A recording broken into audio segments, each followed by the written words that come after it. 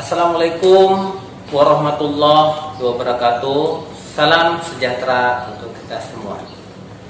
Baiklah, anak-anak sekalian, hari ini kita masuk materi tema 6, sub tema 3, pembelajaran 3 dan 4. Nah, pada pembelajaran ini kita masih membahas tentang cita-cita. Nah, pada materi cita-cita ini Bapak harap kepada seluruh siswa dan siswi kelas 1 sampai kelas 6, terutama kelas 4, kita harus menyiapkan terlebih dahulu buku-buku referensi yang menunjang pendidikan kita agar kita dapat mengikuti materi pelajaran kita secara maksimal. Nah, pada materi sebelumnya, pada subtema 2, kita membahas tentang hebatnya cita-citaku.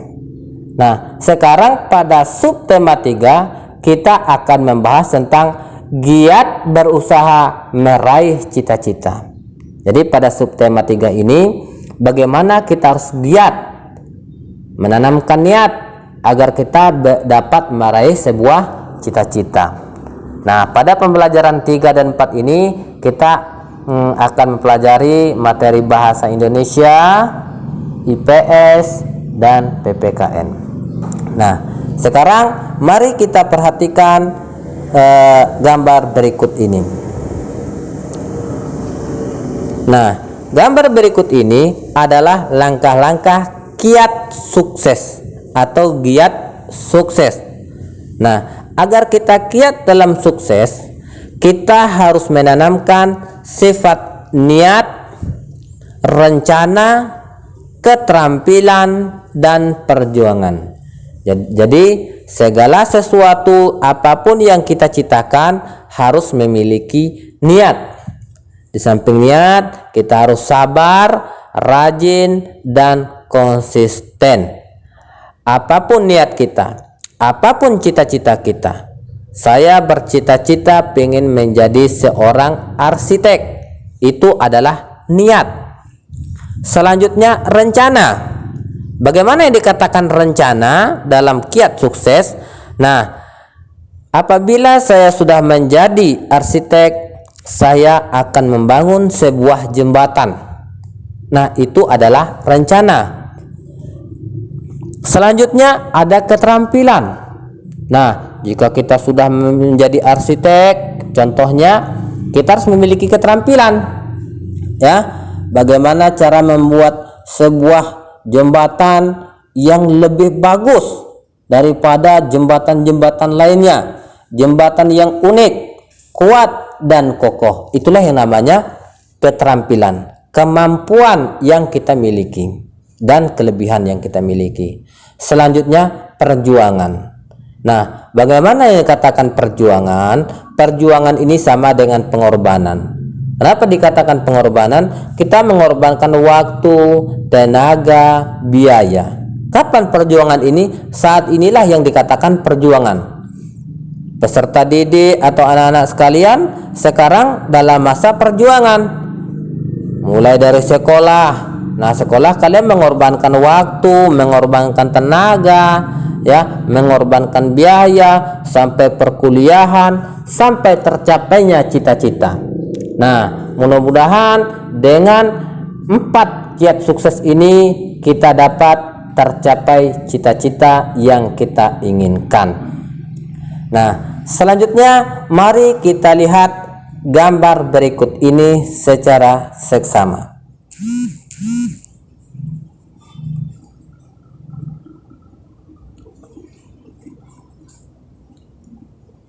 Nah, pada 3 gambar ini menceritakan bahwa tentang ekspresi, bentuk, dan sikap seseorang dalam membaca puisi. Nah, pada materi sebelumnya Bapak sudah menjelaskan bagaimana cara membuat sebuah puisi dan ciri-ciri untuk membuat sebuah puisi. Nah, pada 3 gambar yang Bapak tampilkan ini menjelaskan bentuk sikap pada saat membaca sebuah puisi.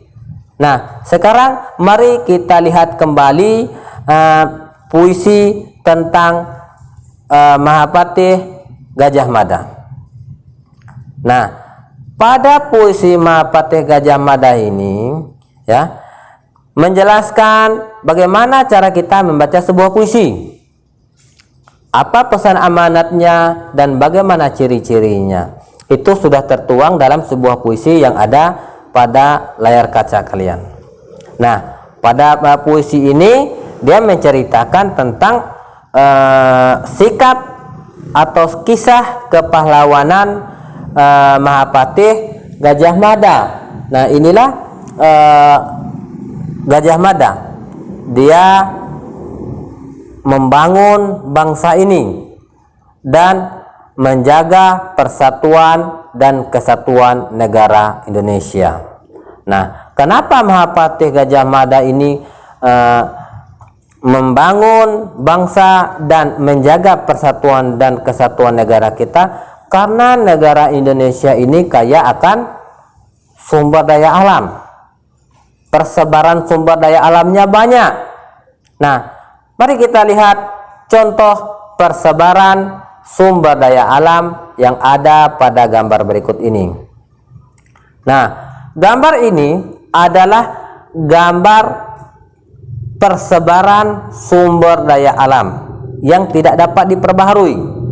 Ada berupa asbes, ada aspal, ada batu bara, ada belerang, ya, ada emas, besi, granit, intan, dan masih banyak lagi persebaran sumber daya alam yang ada di Indonesia yang memiliki nilai jual yang sangat tinggi.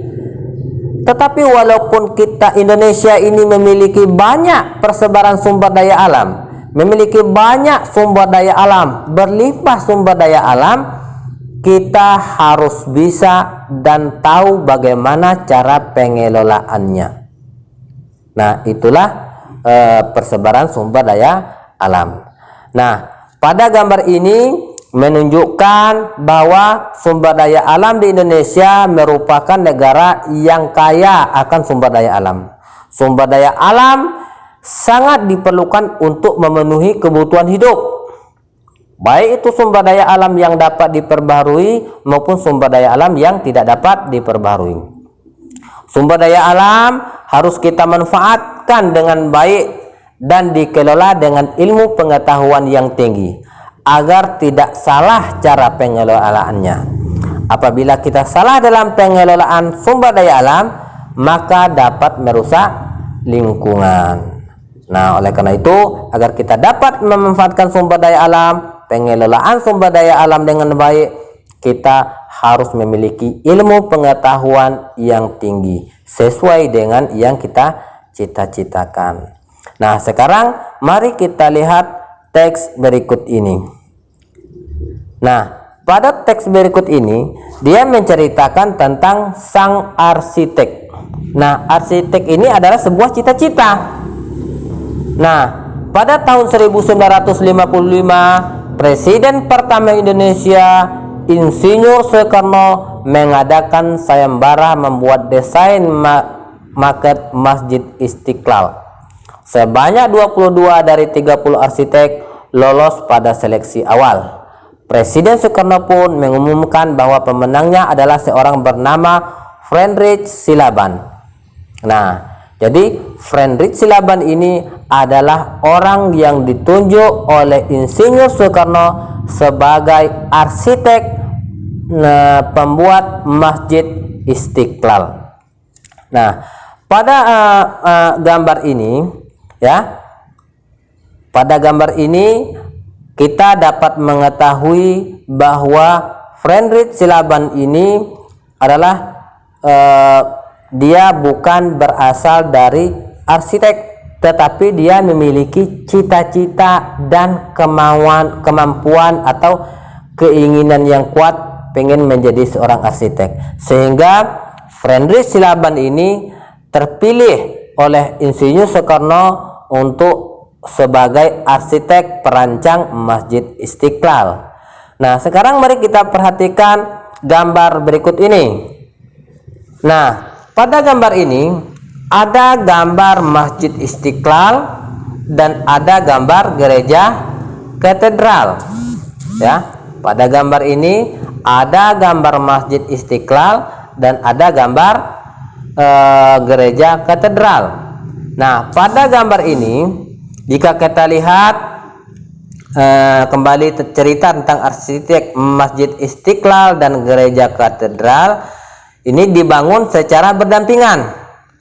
Nah, kenapa dibangun secara berdampingan? Karena kedua bangunan ini menjadi simbol toleransi, persatuan dan kesatuan bangsa Indonesia.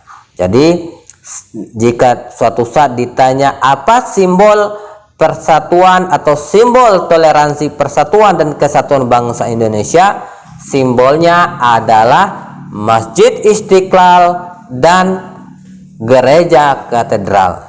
Kenapa? Karena kedua bangunan mewah atau kedua bangunan megah ini dibangun secara berdampingan. Nah, demikianlah materi kita pada hari ini.